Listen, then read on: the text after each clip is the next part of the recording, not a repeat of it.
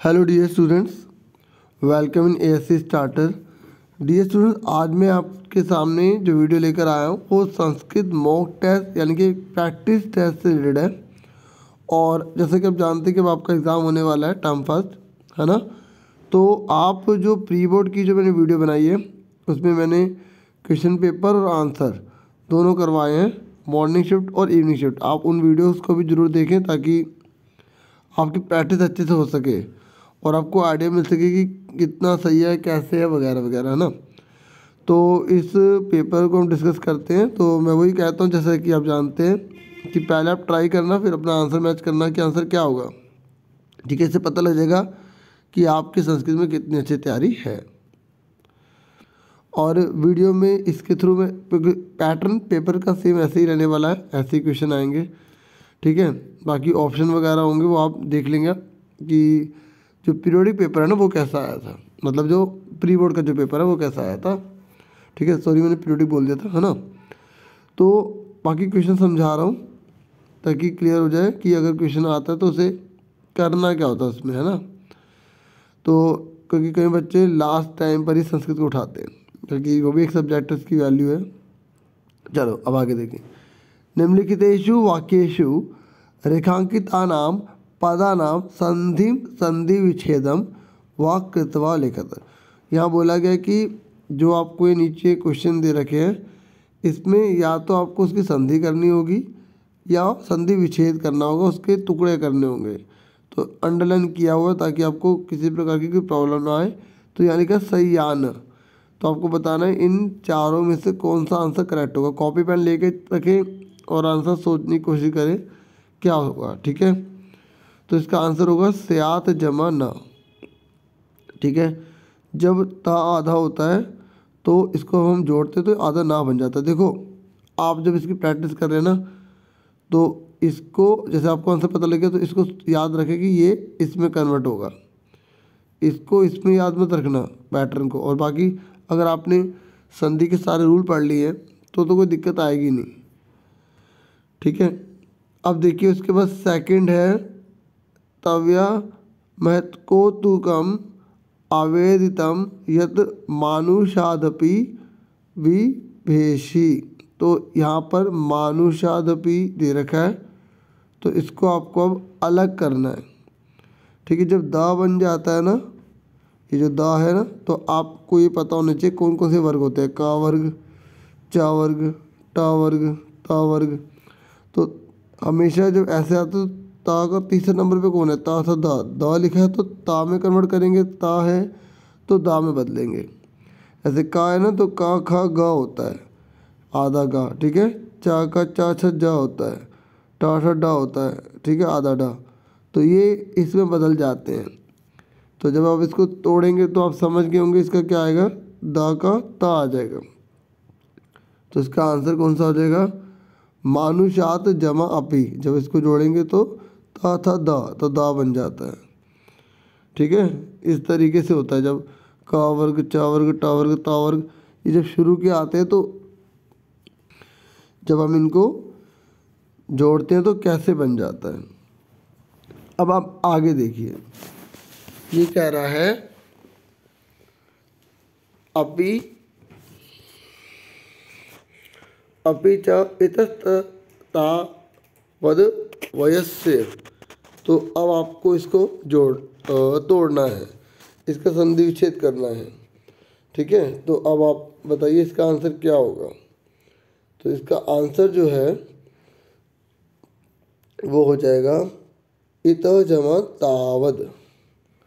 ठीक है, जब ये आधा सा आता है ना तो ये विसर्ग का काम करता है। ठीक है, और यहाँ पे एक ही मात्रा तो है नहीं जो ये हो जाएगा।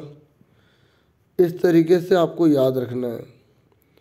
उसके बाद है वय अनुरोधात। तो जब य पे विसर्ग आ रहा है और आ रहा है तो वो किस में बदलेगा। तो ये जो है ना, जब विसर्ग आता है और आ आता है तो ओ की मात्रा बन जाती है। ठीक है, यहाँ स्वर है ना, तो इसलिए ओ की मात्रा अब आप देख लो कि किस में है। तो और देखो ये ये जो आ है ना वो ऐसे बन जाता है, तो ये इसके अंदर है। ठीक है, तो फोर्थ का क्या हो जाएगा ए। वीडियो रोक के आप खुद सोचते रहना आंसर, क्योंकि अगर मैं रुकूंगा तो काफ़ी लंबी वीडियो हो जाएगी। उसके बाद सेकंड है, कह रहा समास विग्रह कीजिए। ठीक है, तो समलम, तो देखो जब सम लिखा आता है तो जब हम उसका विग्रह करते हैं ना तो वो उसका होता है सहीतम। ठीक है, सुन रहे मेरी बात, क्या होता है सहीतम। लेकिन अब सहीतम तो यहाँ भी लिखा है, यहाँ भी लिखा है, यहाँ भी लिखा है, तो ये जो मल है, ठीक है, तो ये किस में बदलेगा आपको ये देखना पड़ेगा। जब सहीतम आता है तो एन आ जाता है ना, तो एन किस में लिखा है, इसमें लिखा है, तो इसका आंसर ये आ जाएगा। ये एन इसलिए आ रहा है इसके सेंटेंस के अकॉर्डिंग। ठीक है, उसके बाद राजपुत्रा लिखा है, राजा का पुत्र। ठीक है, का की के आता है तो वो किस में बदलेगा, राज्य पुत्र हो जाएगा। ठीक है, जब राजा का पुत्र कर्ता ने कर्म को जब तत्पुरुष समास पढ़ा है ना आपने, तो उसे किस तरीके से अलग करते हैं ये आपको अच्छे से पता होना चाहिए।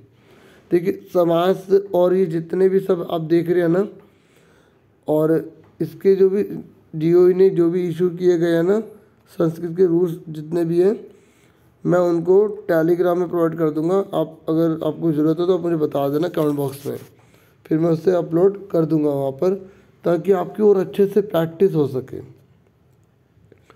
उसके बाद नेक्स्ट है, ये लिखा है कुश लवो। तो देखो कुश और लव दोनों अलग अलग हैं, तो यहाँ पर द्वंद्व समास है, और जब द्वंद्व समास होता है तो उसमें च लगाया जाता है। अब आप देखेंगे चाचा तो सब में ही है ना, लेकिन और कौन सा रूल है, उसमें दोनों पे विसर्ग भी लगा होता है। तो विसर्ग किस में लगा हुआ है, इसमें लगा हुआ है, तो इसका आंसर जो है वो क्या आ जाएगा, ये वाला आ जाएगा अ। ठीक है, उसके बाद रामस्य समीपम। अब देखो समीपम आ गया ना यहाँ लिखा हुआ, और जब जैसे मैंने आपको यहाँ दिखाया था कि यहाँ पे सम लिखा था है ना, तो हमने सहीतम कर दिया था ना, ऐसे ही जब समीपम लिखा आता है तो आगे कौन सा वर्ड लगता है, कौन सा अव्यय लगता है, तो वहाँ पर उप लगता है। क्या लगता है, उप। अब आप देखेंगे उप तो सभी में है ना, तो उसके साथ क्या होगा, तो उप जो है ना, ये जब इसको हम आगे लाते हैं तो म हलंत लगाना पड़ता है, मतलब इस सेंटेंस के हिसाब से। ठीक है, तो उप रामम हो जाएगा। ठीक है, उसके बाद नेक्स्ट है हमारा थर्ड क्वेश्चन। ये कह रहा है कि आपको ना यहाँ प्रकृति प्रत्यायन दे रखे हैं। ठीक है, तो यहाँ पर आपको प्रत्यय करने हैं। प्रत्यय होता है ना, या तो जोड़ने हैं या उसको संयोज करना है या आपको उसको अलग करना है, तो प्रत्यय पीछे लगते हैं। जैसे यहाँ पे वान लिखा है ना, वान, तो वान को जब हम अलग करते हैं तो उसका क्या प्रत्यय होता है वान का, तो वान का मुतूप होता है। क्या होता है, मुतूप। ये रट लो अच्छे से, वान आ जाए तो मुतूप है।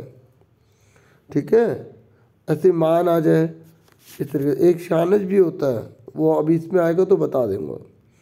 अब ऐसे तो है ना, जब इसको जोड़ेंगे तो को, तो के ऊपर बिंदी लग जाएगी, त्वम हो जाएगा, तो ये बन जाएगा महत्वम।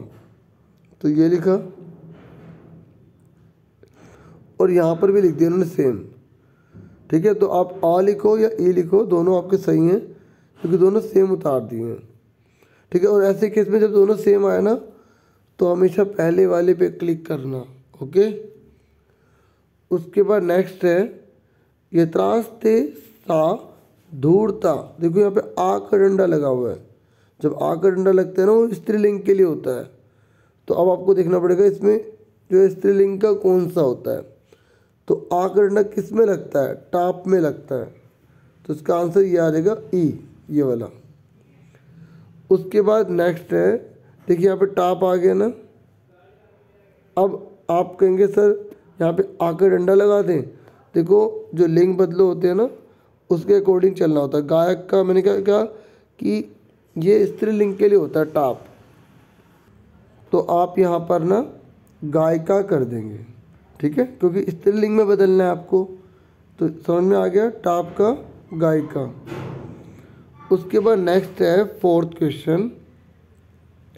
यहाँ पर आपसे बोला गया वाच्य अनुसार, वाच्य पता ना, एक कर्तरी वाच्य होता है, ठीक है, एक कर्म वाच्य होता है और एक भाव वाच्य होता है। तो आपको उसके अकॉर्डिंग बदलना है इसमें।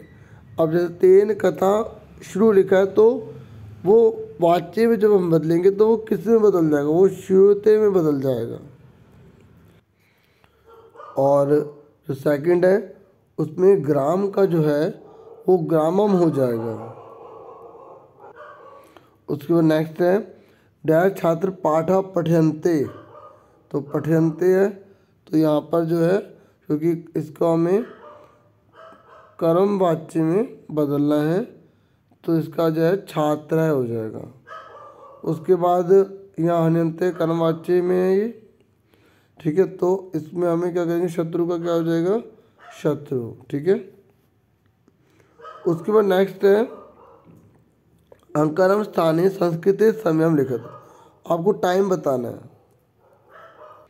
अब देखिए ये तो बहुत इजी है, जब 6:15 लिखा होता है ना, तो हमें क्या लिखना पड़ता है, सपात। और जब 30 लिखा होता है तो क्या लिखना होता है, साध। और जब 45 लिखा होता है तो क्या लिखना पड़ता है, पादोन, है ना। और ये हिंदी के टाइम की तरह होता है, जैसे इसको आप क्या पढ़ोगे, 7:45 पढ़ोगे ना, तो इसका आंसर होगा पादोन अष्टवादनम, ठीक है। अब देखो, तो पहला जो है इसका आंसर आपको बताना है कि ये इसको क्या बोलते हैं, 6:15 को सपाद षड वादने, क्योंकि सेंटेंस के अकॉर्डिंग वादने हो जाएगा, नहीं तो वैसे अगर होता तो वादनम बोल देते, ठीक है। तो सपाद आप देखो चारों में से कहाँ लिखा है, सॉरी, देखिए अभी जो 4:30 है इसको हम क्या बोलेंगे, सार्ध चतुर्वादने, ठीक है। ऐसे ही जो परी एक्सप्रेस है, ठीक है, ये रेल यानम का नाम है, रेलगाड़ी का, तो 7:45 लिखा तो 7:45 हो जाएगा, तो उसको हम क्या बोलेंगे, पादोन अष्टवादने, ठीक है, और आंसर हो जाएगा इसका, ठीक है। देखो यहाँ पे सप्त भी लिख दिया ना, तो इसे 7:45 बोलेंगे, 7:45 है, तो ये आपको अच्छे से याद रखना है, जो हिंदी में बोलते हैं वही संस्कृत में बोलना है, ठीक है। उसके बाद लास्ट है ये हमारा, ये कितने बज रहे हैं, 9 बज रहे हैं, तो 9 वादने हो जाएगा, ई आंसर हो जाएगा। उसके बाद यहाँ पर ना आपको अव्यय भरने हैं, ठीक है। अव्यय में आप देखिए मेघा गर्जंती, तो जो बादल है वो 33 गरजेंगे ना, तो क्या आ जाएगा, उच्च है, ठीक है। यहाँ पे चा आना था, थोड़ा सा चेक कर लेना, ठीक है, मतलब मिसप्रिंटिंग ठीक कर लेना, चा है, उच्च है, ठीक है, तेज ऊँचा मतलब जोर जोर से। उसके बाद नेक्स्ट है, हाँ अगर क्वेश्चन गलत होता है और आपने टाइम किया तो आपको मार्क्स पूरे मिलते हैं, ठीक है।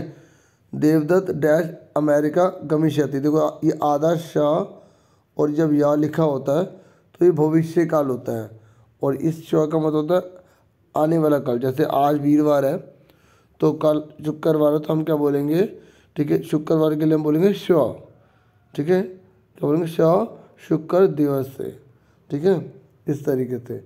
और अद्य मतलब तो आज, जैसे आज वीरवार है तो अद्य वीरवासरा, ठीक है। और ये लिखा है हय, मतलब बीता हुआ कल, तो जैसे कल बुधवार था तो बुधवार के लिए हय लगाएंगे, ठीक है। समझ में आ गया, ये याद रखना, जब आधा शाह और या आता है तो ये भविष्य काल के लिए होता है,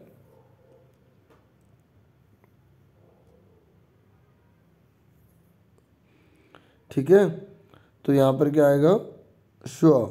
उसके बाद यदा सूर्य उदयति, जब सूर्य उदय होता है तब कमलानी विकसंती, तब कमल खिलते हैं, ठीक है। तो देखो ये याद रखना, यदा के साथ तदा आता है, ठीक है, यथा तथा, इस तरीके से, कदा मतलब कब, यथा मतलब यहाँ, तो ये थोड़े से मैचिंग वाले आपको अच्छे से पता होने चाहिए। उसके बाद नेक्स्ट है ये कह रहा अशुद्धम, आपको जो अशुद्ध है उसे शुद्ध करना है, तो गायिका गीतानी गायती, ठीक है, तो गायिका तो यहाँ पर देखो इस तरीके से लिखा हुआ है ना, यहाँ पे आगंड और उस पे विसर्ग, तो ये बहुवचन है।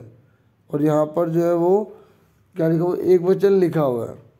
तो आपको इस सब्जेक्ट के अकॉर्डिंग इसको बहुवचन में बदलना है। तो बहुवचन में क्या होगा, गायंती। उसके बाद देखिए यहाँ पे सा लिखा है, क्या लिखा है, सा, ठीक है, सा बालिका अस्ति। अब यहाँ पे अस्ति लिखा हुआ है, ठीक है, और यहाँ पर लिखा हुआ है बालिका, और बालिका लड़की, और लड़की के लिए जो है ना सा पे आगे डंडा लगाते हैं, ठीक है, तो यहाँ पर सा आ जाएगा। उसके बाद नेक्स्ट है ते फलानी पतंती, ठीक है, वे, ठीक है, मतलब जो फल है ना वो गिरते हैं फल, ठीक, तो यहाँ ता नहीं आएगा, ठीक है। उसके बाद यहाँ पे लिखा अहम, जब अहम आता है ना मतलब मैं, जब मैं की बात आती है तो मी लगाते हैं, ठीक है, जो वर्ब होती है मतलब जो क्रिया होती है, ठीक है। लेकिन यहाँ पर ठीक है मी लगाते हैं, आप आपको सर मी तो लगा, ठीक है, लेकिन आप इसको देखो है मतलब बीता हुआ कल, ठीक है। तो मैं कल वहाँ गया था, तो पास्ट टेंस हो गया, बीता हुआ कल है। और जब बीता हुआ कल आता है तो इसमें शुरू में आ लग जाता है, क्या लग जाता है, आ, सुन रहे हैं। और आहा में तो लास्ट में मा जरूर लगेगा, तो यहाँ पे क्या हो जाएगा, अगच्छम। तो आपको बारीक से बारीक रूल पता होना चाहिए अगर आप फुल मार्क्स लाना चाहते हैं। तो इसलिए मैं, अगर आप कहेंगे तो जो DO ने ग्रामर वगैरह इशू किए तो मैं उसकी या तो वीडियो बना दूंगा, नहीं तो अगर आप कहेंगे तो टेलीग्राम जो चैनल है उस पर अपलोड कर दूंगा, ठीक है। और उसके बाद ये है प्रश्न निर्माण। अब ये महान नगरेशु लिखा हुआ है, तो अब देखो शू लिखा है ना, शू, तो इससे आपको हिंट मिल जाएगी कि इसका क्या, अगर आपको चैप्टर आपने पढ़ा हुआ, क्योंकि ये सारा आपके बुक से है, अगर आपने चैप्टर पढ़ा तो आप उसका आराम से कुछ पता लगा लोगे। और अगर आपको पता है कि इन सब के मीनिंग क्या है तो आप आराम से इसे कर लोगे, ठीक है। तो महानगरेशु वाहनानाम अनंता पंक्ते धावन्ति, मतलब ये कह रहे हैं महानगर में जो गाड़ियाँ वगैरह होती है ना वो अनंत है और वो पंक्ति में दौड़ती हैं, ठीक है। तो इसका आंसर आपको बताना है। तो यहाँ पे इसका आएगा, तो कुत्र वाहना मतलब कहाँ के जो, कुत्र मतलब कहाँ के जो वाहन है वो अत्यंत पंक्ति में दौड़ते हैं, ठीक है, इसका ये आंसर है। उसके बाद यहाँ पे से लिखा हुआ है, क्या लिखा हुआ है, से, तो ये कस्से से रिलेटेड है, ठीक है, कस्से आ जाएगा यहाँ पर। अब बाकी आप चैप्टर पढ़ेंगे श्रृंगाल वाला, ठीक है, और माता वाला कौन सा था, किस तरीके से अपने बच्चों को पढ़ा ना आपने चैप्टर, ये व्याघ्रम वाला, किस तरीके से माता अपने बच्चों को बचा लेती है। एक बूढ़ा सा शेर आता है तो वो बच्चों को कहते तुम लड़ाई करने की एक्टिंग करो, है ना, तो बच्चे जो है वो क्या करते हैं, लड़ने लग जाते हैं और बोलते हैं कि भाई ये बच्चे क्यों लड़ रहे हो, ठीक है, दोनों आधा आधा शेर को खा लो। तो शेर को सोचता है कि इतने बच्चे शक्तिशाली हैं तो इतनी मार डाले, वो भाग जाता है। फिर ऐसे वो श्रृंगाल ऐसे ऐसे कहानी में चलता रहेगा। अभी हम आप बुक से पढ़ेंगे नहीं तो इसमें काफ़ी बड़ा हो जाएगा, है ना। तो व्याघ्रम दृष्टवा ध्रुत श्रृंगाल अवदत्त, तो इसमें व्याघ्रम का बताना था, तो इसका आंसर जो है वो कम है। उसके बाद नेक्स्ट है पुरातव्या महम व्याघ्रण्यम दत्तम, तो ये तव्या का क्या हो जाएगा, जब आंसर का क्वेश्चन करेंगे तो इसका आंसर जो है वो हो जाएगा केन, ठीक है। उसके जो भ्रातृ है, भ्रातृ का जो आंसर है वो हो जाएगा कौ। उसके बाद आपको इनके शब्द बताने, ये भी आपके चैप्टर से है, बुक से है। अब तो सारी ग्रामर चल रही थी, अभी आपके चैप्टर्स चल रहे हैं। और अगर किसी को सिलेबस नहीं पता तो सिलेबस पे वीडियो बना रखी है, आप संस्कृत सिलेबस लिखो यूट्यूब पर और फिर चैनल का नाम लिख दो ASC स्टार्टर, ठीक है। अगर ऐसे किसी को जो प्री बोर्ड के पेपर नहीं मिल रहे तो प्री बोर्ड लिख के ASC स्टार्टर लिख दो लास्ट में। कोई भी मेरी वीडियो ढूंढनी हो तो आप ऐसे ढूंढ सकते हैं, ठीक है। तो इसमें आपको अनिशाम, अनिशम का सेम मीनिंग बताना है, क्या होता है, अनिश कर देना है ना, सुना है ना, तो क्या होगा इसमें, इसका आंसर होगा अहर्निशम, ठीक है। समान अर्थ बताना, आपको सेम मीनिंग बताना है। ऐसी दूरदर्शन का क्या होगा, दूरदर्शन का तो इसका होगा, सॉरी दूरदर्शन नहीं है, ददर्शम है, ददर्श, ठीक है। तो ददर्श का क्या होता है, अप्रिशियत होता है इसका, ठीक है, ये हो जाएगा। ऐसे जम्बुक जो है ना, जम्बुक वो किस लिए यूज़ किया जाता है, जम्बुक किसके लिए यूज़ किया जाता है, श्रृंगार के लिए यूज़ किया जाता है। तो आप चैप्टर अच्छे से पढ़ लेंगे तो आप देखेंगे आपके कितने मार्क्स पक्का हो जाएंगे, है ना। 4 नंबर का तो यही है। उसके बाद ये है जवीन। तो जवीन का क्या मीनिंग होता है, ठीक है, आपसे पूछ रहा है तो इसका मीनिंग होता है तीव्र गत्या, ठीक है, ये हो जाएगा। उसके बाद 10th है, 10th में आपसे बोल रहा है कि इसमें कर्तृपद कौन सा है, इति क्रियापद से कर्तृपद होंगे। इस पूरी आपको ना पूरी लाइन दी होगी ये वाली, ठीक है। अच्छा तो सिर्फ यहाँ पे इन्वर्टेड कोमा लिखा है, तो इन्वर्टेड कोमा यहाँ लिखा है ना, तो आपको क्या करना है, इसमें इन दोनों में से कौन जो है ना कर्तृपद है, मतलब कौन कर्ता कारक है, वो आपको बताना है। तो कर्ता कारक तो शुरू में होता है, ठीक है, तो अहम आ जाएगा, ठीक है। अपी नहीं लेंगे, अपी तो हो गया ना भी, अव्यय बन गया, तो अहम आंसर होगा इसका। उसके बाद यहाँ बोला गया शीघ्रम इत्यर्थे किम पदम प्रयुक्तम। तो आपको सेम मीनिंग पूछ रहे हैं यहाँ पर। शीघ्रम को हम क्या बोलते हैं, तृणम बोलते हैं। ऐसी एकांते कांतारे, यहाँ पे विशेषण पूछ रहा है। विशेषण मतलब जो संज्ञा और सर्वनाम की विशेषता बताते हैं, तो एकांते इसका आंसर आ जाएगा। उसके बाद यहाँ बोल रहा है विपरीत शब्द, मतलब विलोम शब्द पूछ रहा है। सुकर्म अच्छे कर्म का क्या होगा, बुरे कर्म, यानी कि दुर्वहम हो जाएगा। फिर देवानम राजा, तो यहाँ पर पर्यायवाची शब्द पूछ रहा है, तो आपको पर्यायवाची शब्द बताना है, ठीक है। इसका क्या होगा, देवानाम राज का, इति पद से पर्याय पदम किम। तो इसका सेम मीनिंग कौन सा एक तरह से, तो इसका आंसर जो है वो होगा त्रिदशाधिप। ये आप चैप्टर में देखेंगे पता लग जाएगा आपको। फिर रुदन है ना, रुदन, उसका विपर्य पद बताना है, ठीक है। रुदन मतलब रोना, और विपर्य मतलब उल्टा विलोम शब्द बताना है। तो रोने का क्या हो जाएगा, हंसना हो जाएगा, ठीक है।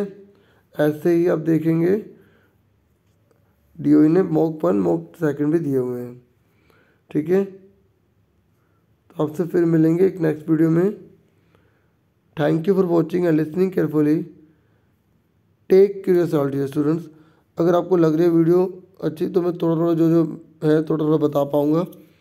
तो अगर आप कहेंगे तो मैं और वीडियो आपके लिए अपलोड कर दूँगा। थोड़ी आवाज़ हो सकता है मेरी अलग लग रही हो, ठीक है, लेकिन अगर आप ध्यान से सुनेंगे तो आपको समझ में आ जाएगा। Thank you for watching and listening carefully. Take care yourself dear students.